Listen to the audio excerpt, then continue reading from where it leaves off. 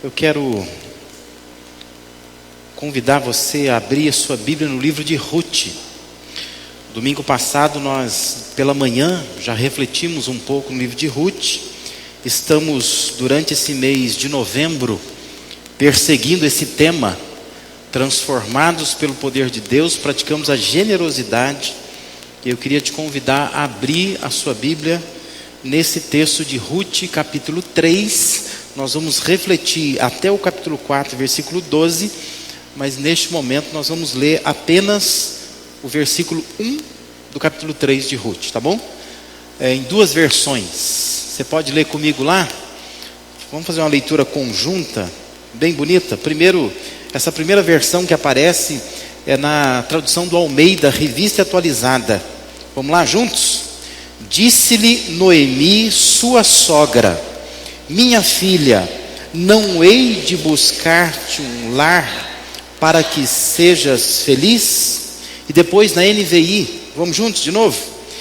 Minha filha, tenho que procurar um lar seguro para a sua felicidade. Bonitas palavras, não são? Uma sogra dizendo para a nora dela que o filho dela havia falecido. Essa nora é tão viúva quanto ela. E ela diz: minha filha, tenho que procurar um lar seguro para a sua felicidade, não é? Na semana passada, nós refletimos acerca desse tema da generosidade no capítulo 2 do livro de Ruth. E se você não estava aqui, você pode ouvir esse sermão acessando o nosso site, porque lá no site está lá o sermão, você pode se inteirar dele. Mas na semana passada nós enfatizamos que esse livro de Ruth, embora seja um pequeno livro do Antigo Testamento, ele exala generosidade. Nós temos alguns personagens que aparecem nesse livro. Um desses personagens é a Noemi, uma senhora viúva, mas muito generosa, com as suas duas noras, a Orfa e a Ruth. E o livro se concentra mais na experiência dela com a sua nora Ruth. Nós temos também o Boaz, que é um homem extremamente elegante e um homem generoso, que vai entrar em cena, vai assumir a vida de Ruth, vai cuidar dela, vai sustentar a Ruth. Nós temos a própria Ruth, que é uma mulher muito generosa, que cuida bem da sua sogra, que à medida que ela recebe as coisas, ela também passa isso adiante, ela abençoa a sua sogra. E tudo isso nós dizemos semana passada debaixo de uma atmosfera de um controle absoluto de um Deus generoso, um Deus que esbanja a generosidade. Então nós entendemos na semana passada que Noemi e Ruth, elas chegam de volta a Israel, na cidade de Belém, porque elas haviam se deslocado, quer dizer, a Noemi se deslocou com a sua família, foi para a terra de Moabe, foi lá que os filhos se casaram, e agora ela está voltando com uma moabita, que é a Ruth, e chega em Israel sem nada. Elas não têm mais nada. São duas viúvas muito pobres, e elas chegam ali naquele lugar e caem na mão de um Deus generoso, que vai usar pessoas, que vai abençoar essas duas mulheres. Nós extraímos do capítulo 2 3 lições acerca da generosidade, observando só a postura de Boaz. Falamos semana passada, estou recordando aqui. Nós falamos semana passada que generosidade brota de um coração preocupado, a forma como Boaz estava preocupado com a Ruth. Generosidade se desenvolve na atitude de acolhimento, porque ele acolhe a Ruth, se aproxima dela, quer cuidar dela. E falamos ainda que generosidade se consolida nas ações de bondade, como esse homem teve ações bondosas para com a Ruth. Tudo isso nós vimos na semana passada. Mas hoje nós vamos avançar um pouco mais, falando do capítulo 3. Porque quando nós pensamos em generosidade, nós pensamos muito em dinheiro, ou coisas que nós vamos dar. E o assunto assunto generosidade é mais amplo que isso.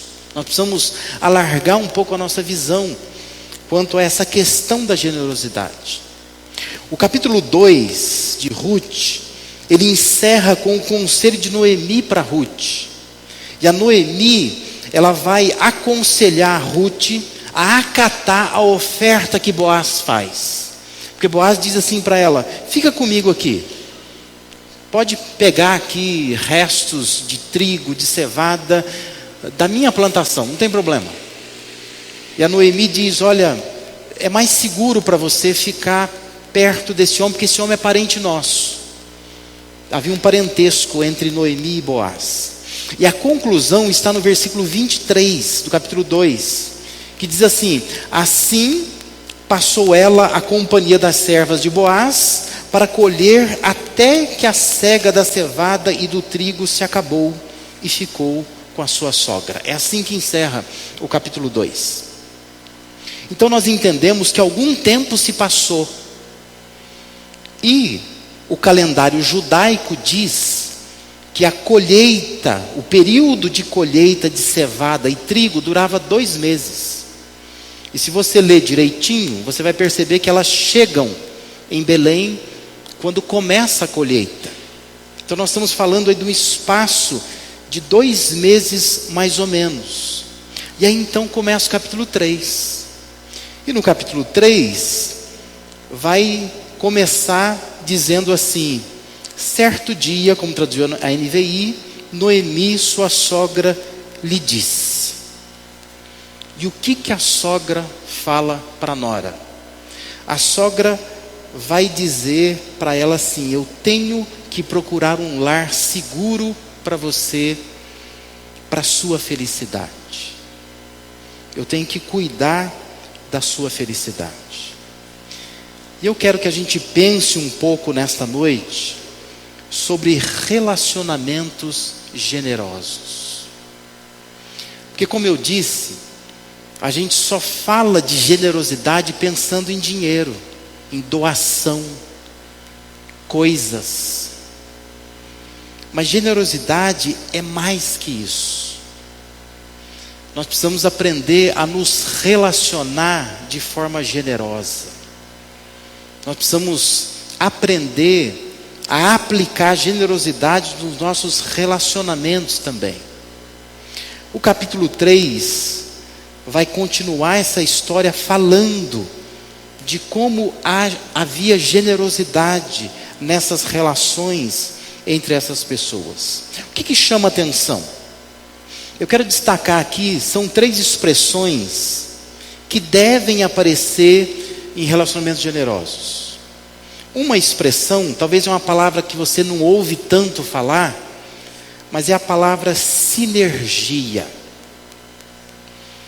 Sinergia é a junção de 2 palavras. A palavra sim e a palavra energia, não é? A ideia de uma energia conjunta. É interessante a gente perceber no capítulo 3 de Ruth a sinergia de Noemi com Deus, como ela estava sintonizada com Deus, alinhada a Deus.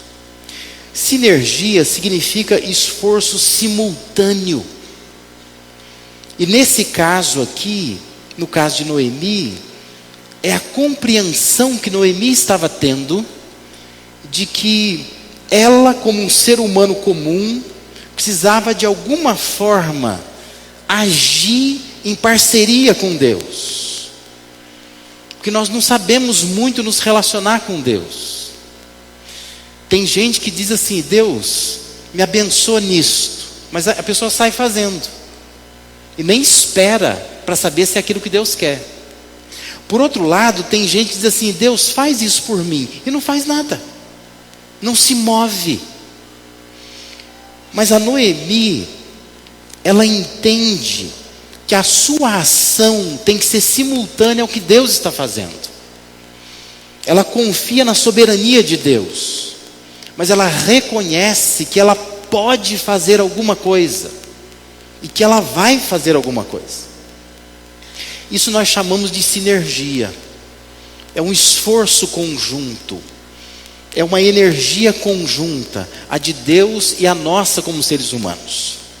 É bom a gente comparar aqui o capítulo 3, verso 1 que nós lemos, com o capítulo 1, versículo 9.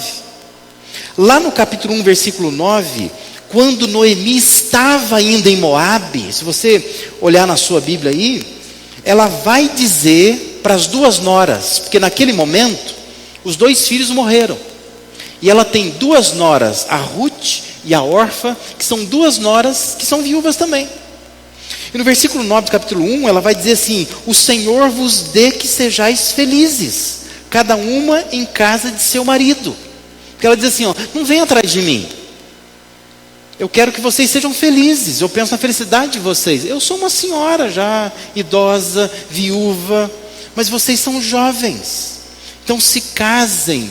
E essa é a minha oração diante de Deus, que vocês se casem, que Deus dê a vocês um novo lar, e vocês sejam felizes.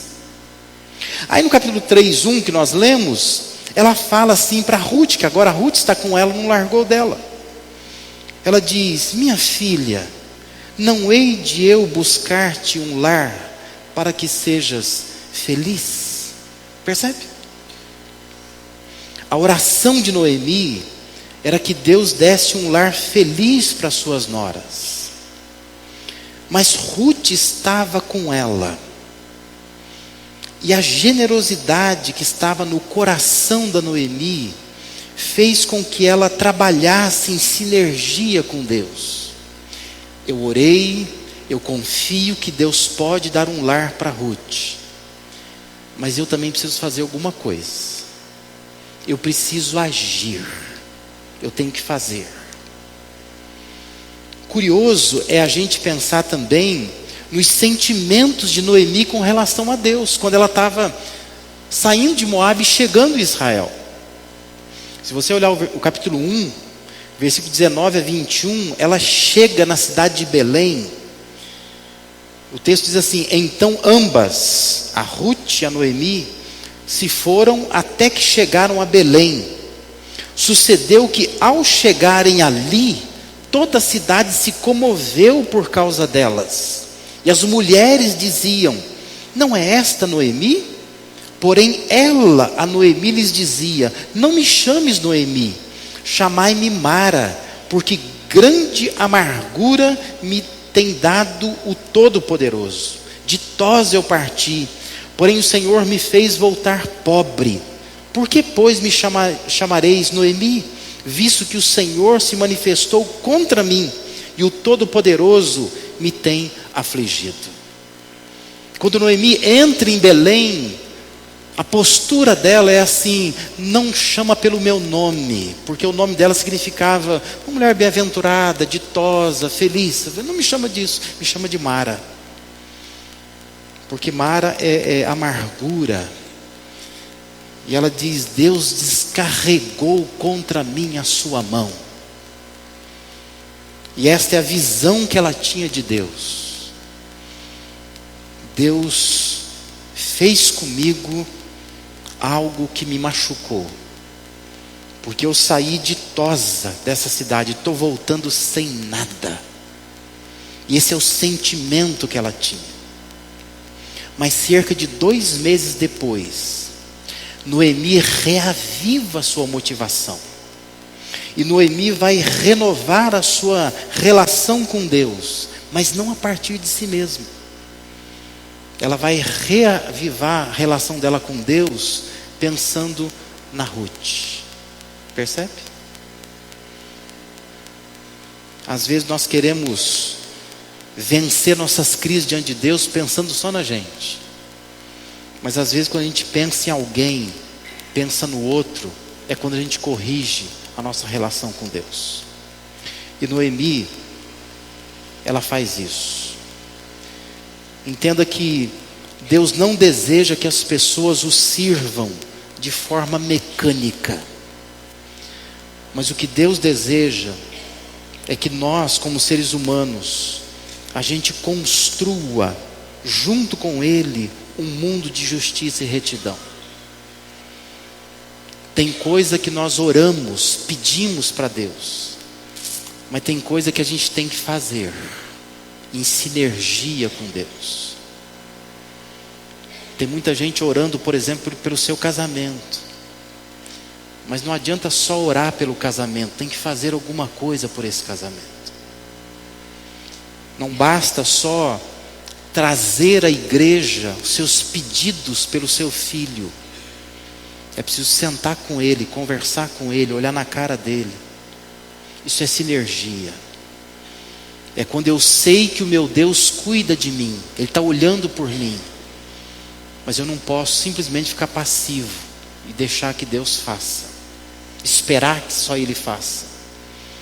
Mas é quando nós entendemos que Deus quer que eu participe disso. Entende? Deus quer que eu participe. Hoje de manhã eu estava falando na Central de Campinas sobre o valor da palavra de Deus.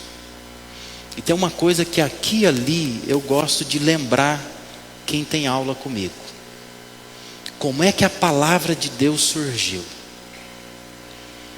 Se Deus quisesse que a palavra dele fosse só um manual de regras, de decretos a serem feitos, como é que a Bíblia surgiria? Eu acho que Deus iria criar o homem, o Adão e a Eva, ia sentar com os dois e dizer assim: ó, é o seguinte, está aqui o meu livro, obedece isso aqui. Mas como é que a Bíblia surge? A Bíblia, ela é construída com seres humanos. 40 homens foram usados por Deus para escrever as Escrituras. E o que tem nela são registros de experiências de homens com Deus. Você entende isso? É Deus querendo agir em sinergia com o ser humano. Porque se Deus quisesse simplesmente dizer assim, ó, eu faço tudo sozinho, Ele teria feito aparecer na terra um livro. Mas Deus não fez isso. Porque Deus quer trabalhar com o ser humano. Deus pode salvar o mundo sozinho, sem eu, sem você. Mas Deus decidiu que não fará. Deus fará conosco. O missionário tem que ir lá na tribo pregar. Alguém tem que chegar naquele povo não alcançado. A igreja tem que se mobilizar, tem que sustentar. Porque Deus decidiu que ainda que Ele possa fazer tudo sozinho, Ele não quer. Ele quer a participação da sua criação. O que eu quero chamar a sua atenção nesta noite aqui é que generosidade tem a ver com essa consciência de que Deus quer agir por meio da gente. E se eu não entender isto, eu não entendo o que é generosidade. Porque eu vou achar que generosidade é só a questão de eu ser mão aberta, sabe? Ah, pediu eu dou, precisou eu estou entregando. Generosidade é mais que isso, nasce lá dentro da gente. É uma consciência, uma compreensão de que Deus tem uma ação global nesse mundo. Só que esta ação global passa por mim, passa por você. Amém? E Ele quer que você entenda que nas suas relações Ele quer usar a sua vida em sinergia com Ele. Pouco tempo atrás, a nossa classe de casais, que o Fausto dá aula, estudou um livro precioso. O livro chama Casamento Sagrado. Todo casal devia ler esse livro. Porque a tese desse livro é que Deus não nos deu esse casamento apenas para que a gente seja feliz. Mas Deus nos faz nos casar com pessoas porque Ele quer nos tornar mais santos. E eu duvido que nós casais pensamos muito nisso. Que essa pessoa que Deus te deu, deu para lapidar você. e ela desafia você, e ela mexe com você, e ela provoca você, e ela irrita você, não é? Mas talvez Deus te deu essa pessoa para que você aprenda a ser alguém mais santo e aprenda a praticar generosidade no seu relacionamento. Estou agindo em sinergia com Deus. Deus tem um propósito para mim, que é mais do que me fazer feliz, mas é lapidar a minha vida. A Hélia me provoca, ela mexe comigo, mas eu também mexo com ela. E Deus vai nos lapidando. Hoje nós estamos completando 26 anos de namoro. Oh meu Deus, né? 26 anos, né? E a coisa não é fácil não. Mas eu creio que nós precisamos trabalhar em sinergia com Deus. Deus quer fazer, mas Deus quer que você faça, que você haja, que você entenda o que Ele quer. Faça. Não é porque Deus precisa de ajuda, não é isso. Não é porque Deus é fraco, é porque Deus decidiu que Ele quer que o ser humano participe na construção da sua história. E isso é lindo, é maravilhoso, porque Deus quer que a história seja nossa, não seja só dele. Porque Deus não é um Deus tirano, mas é um Deus que ama a mim, ama você e quer que a gente construa juntos essa história. Amém? Eu acho isso maravilhoso, né? Não sei o que você acha disso. Uma segunda palavra que eu queria que a gente pensasse aqui é a expressão confiança. Chama a atenção no texto a confiança de Ruth em Noemi. Noemi dá uma série de instruções a Ruth. Se você ler o texto, versos 3 a 5 do capítulo 3, provavelmente essa festa que Noemi recomenda que Ruth vá, é aquela festa de celebração, de fim de colheita. E o Boaz vai dar uma festa lá, todo mundo vai estar lá. E a Ruth pensa, não vou lá, porque eu não sou uma serva dele. Na verdade eu só vou lá pegar os restos. A Noemi diz assim, vai lá. E olha a orientação que a Noemi vai dar. Ela diz assim, as orientações são claras, precisas, pontuais. Observe, diz assim, banha-te. Banha significa toma um banho, né? Unge-te. Unge-te naquele contexto significa passa perfume, fica cheirosa, cheira-te, né? Alguma coisa assim, né? Diz assim, põe os teus melhores vestidos, capricha, se vista bem. Homem gosta dessas coisas, não é? De uma mulher cheirosa, de uma mulher bem vestida. Amém, irmãos, né? Fala amém aí os irmãos, porque as irmãs vão entender. Desce a eira, ela orienta, porém não te des a conhecer ao homem, até que tenha acabado de comer e beber. Ela diz assim, quando ele repousar, notarás o lugar em que se deita, então chegarás, lhe descobrirás os pés e te deitarás. Aí ela diz assim, ele vai dizer o que você deve fazer. Noemi dá orientações muito precisas para Ruth. E como que Ruth reage a isso? Versículo 5 diz, respondeu-lhe Ruth, tudo quanto me disseres, farei. Isto é, confiança. Eu confio que a senhora sabe o que é melhor para mim, então eu vou fazer. Descobrir os pés de um homem enquanto ele dormia e se deitar aos pés dele era um sinal de submissão naquela cultura. Era para o homem acordar e ver aquela mulher nos pés, e ela está dizendo assim, ó, eu estou aos teus pés. É isso que significa, não é? Não é nada mais que isso, é só isso, né?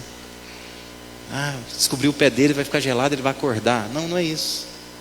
A ideia é simplesmente assim, quando ele acordar, ele precisa ver que tem uma mulher aos pés dele, e os pés dele estão descobertos. Porque às vezes, já viu o homem que dorme e se cobre todo? A ideia é assim, você nem sabe onde é que está o pé dele, né?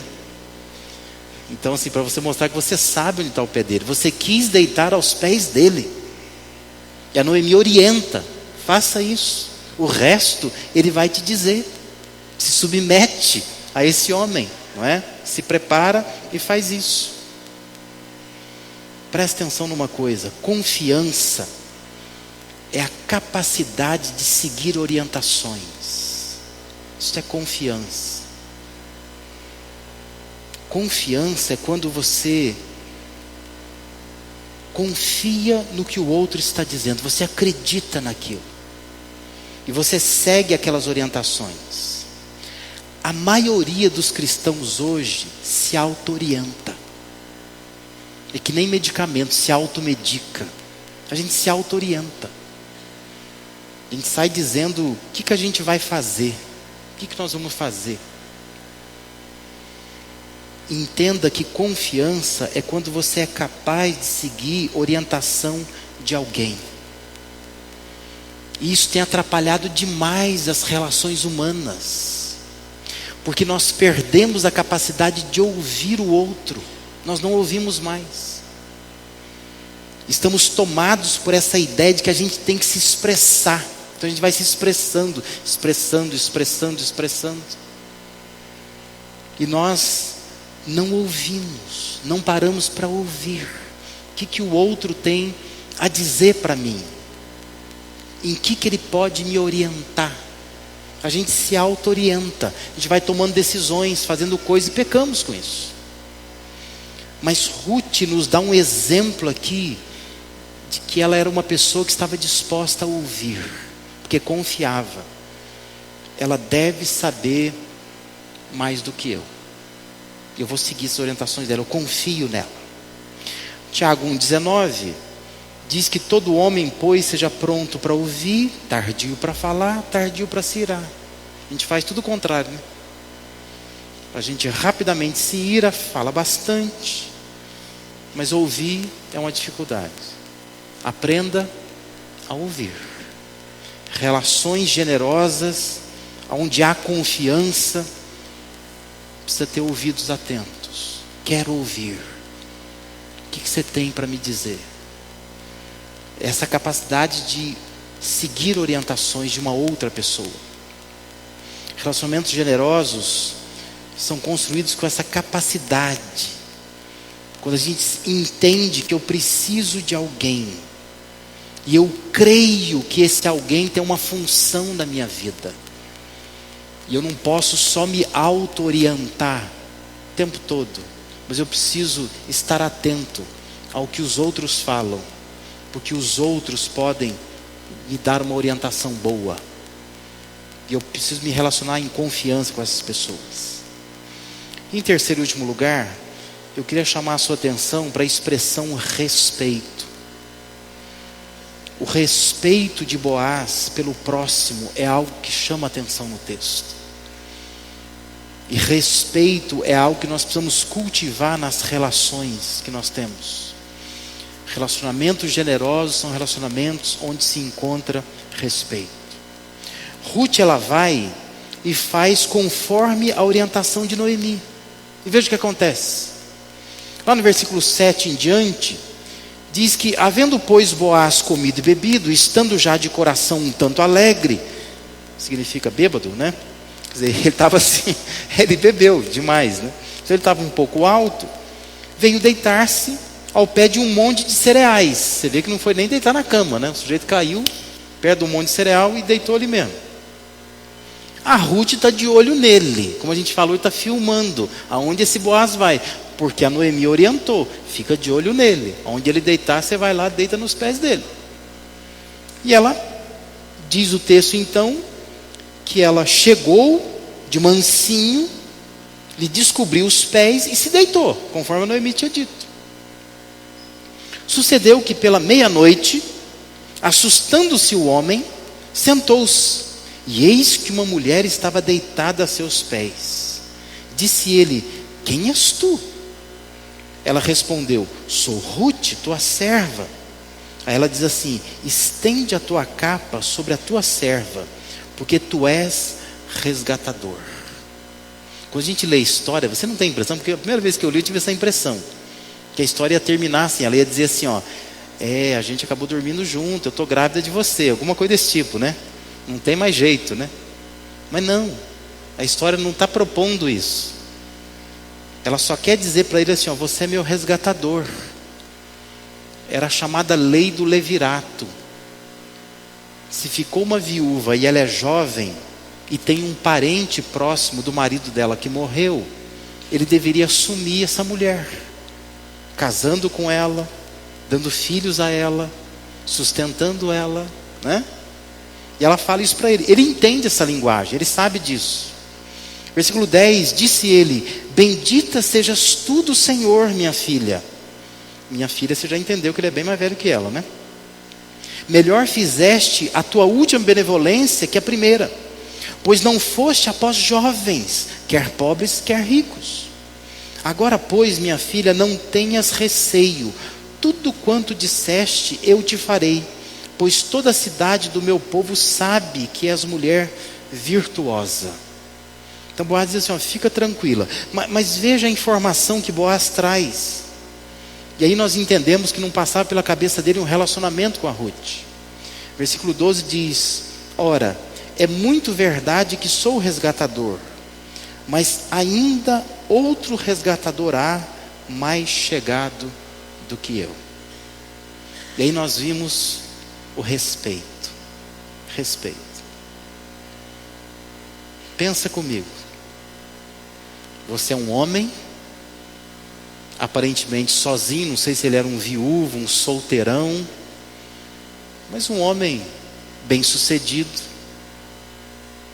cordial, elegante, talvez um homem cheiroso também, não é?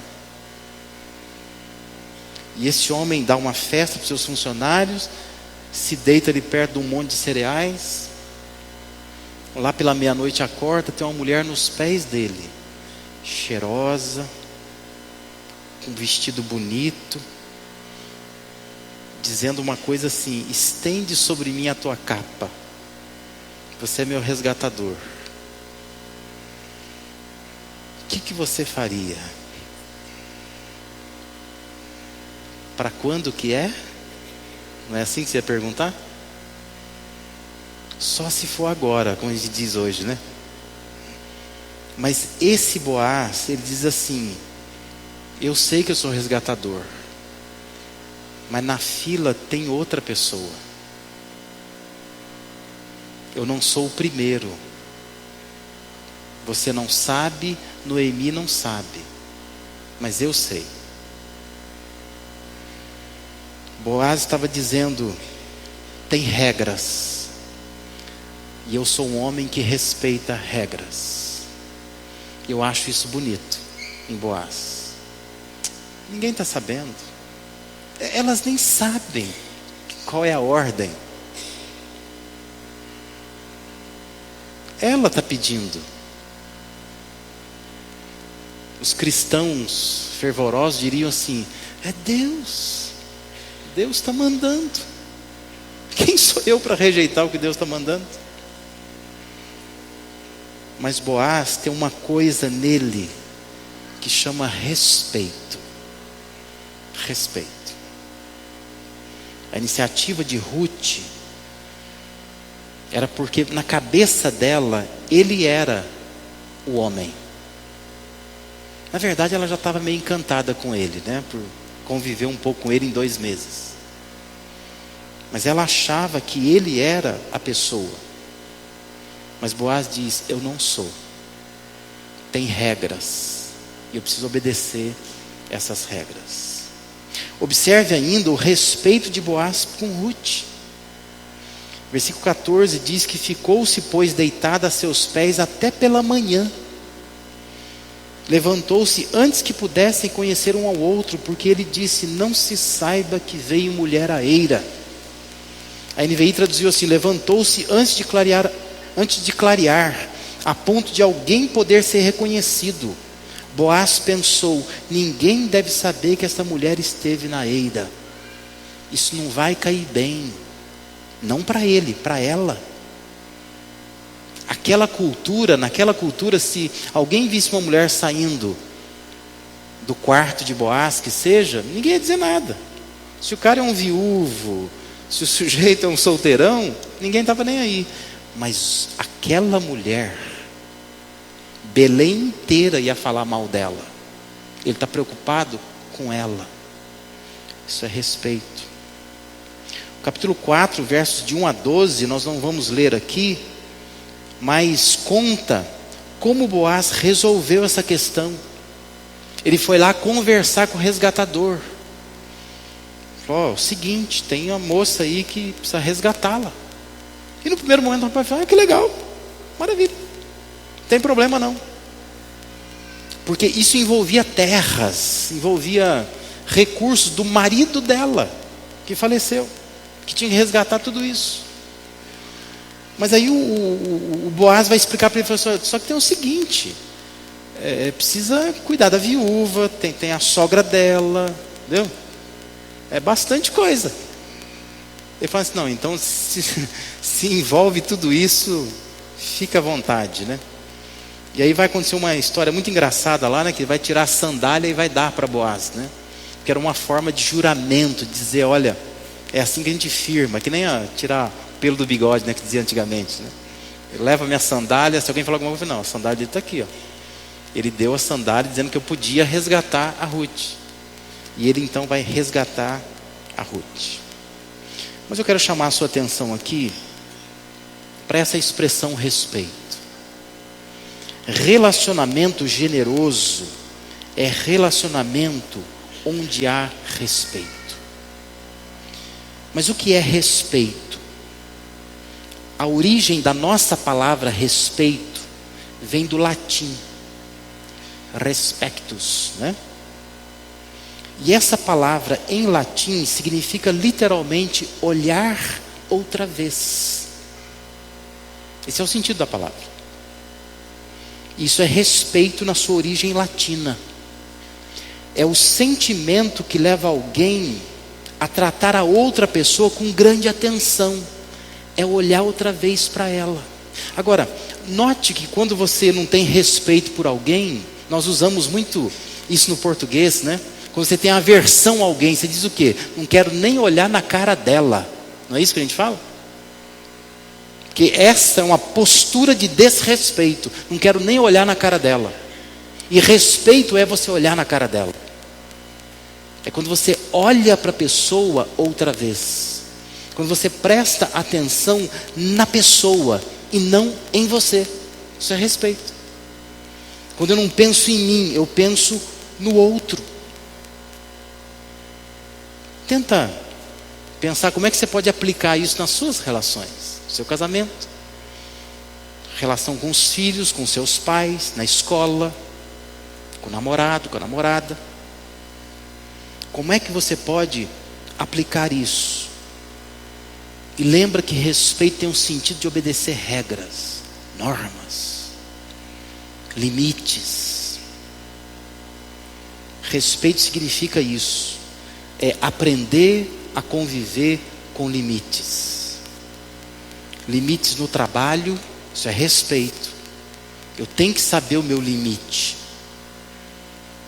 Eu posso trabalhar com meu irmão de sangue, mas se esse meu irmão de sangue é meu encarregado, eu tenho que entender o limite. Lá em casa a gente rola no chão, brinca, mas no trabalho não. Tem limite, né?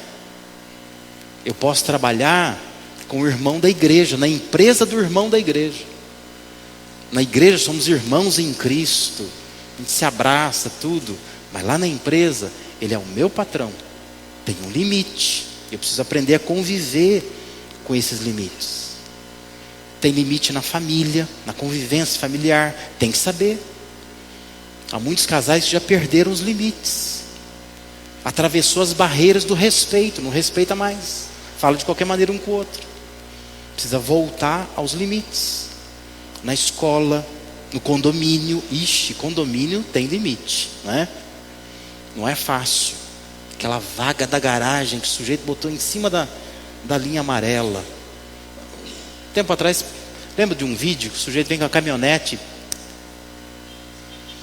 Tem gente que Deus não pode dar uma caminhonete, porque Ele vai fazer isso, né?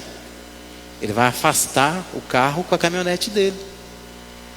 Limites. Como é que eu convivo com limites? Isso é respeito. No trânsito tem que ter respeito. Aprender a conviver com os limites do trânsito. Na igreja tem que ter respeito, né? Saber os limites. Até onde eu posso ir com aquela pessoa, com a outra pessoa. Isso é respeito. Respeitar o irmão, respeitar a irmã. No namoro tem que ter respeito, né? Eu sempre digo para as meninas: se o seu namorado não te respeita agora, não vai respeitar quando casar, de jeito nenhum. Bom namorado é aquele que entende que tem limites. Se ele não sabe cuidar dos limites agora, não saberá depois que casar. Respeito é importante. Aprenda a ser generoso nos seus relacionamentos, demonstrando respeito. Tem que ter respeito. Pense nessas expressões. Sinergia é deixar-se ser instrumento de Deus na vida do outro, crer que Deus está usando a minha vida para abençoar o outro e o outro para me abençoar. Confiança, essa capacidade de ouvir e seguir orientações. Respeito é a convivência com limites. Aprender a conviver com limites. O que está faltando nas suas relações? Peça a Deus: Deus, me ajuda a olhar para essas expressões e pensar: o que eu preciso fazer aí? Aonde eu preciso atuar? E ajude a pensar o que eu estou precisando, o que está faltando. Talvez eu tenha que confrontar o outro para dizer: olha, está faltando isso aqui. Por isso que as relações não estão boas. Está faltando generosidade no nosso casamento, generosidade nas nossas relações, na nossa convivência. Estamos desafiando você a pensar nisso. Neste mês, queremos ser transformados pelo poder do reino de Deus para praticar generosidade. Generosidade é muito mais do que dar dinheiro. É muito mais do que ser mão aberta. Generosidade tem a ver com as nossas atitudes. E hoje nós estamos olhando aqui, especialmente nas relações humanas entre nós. Amém?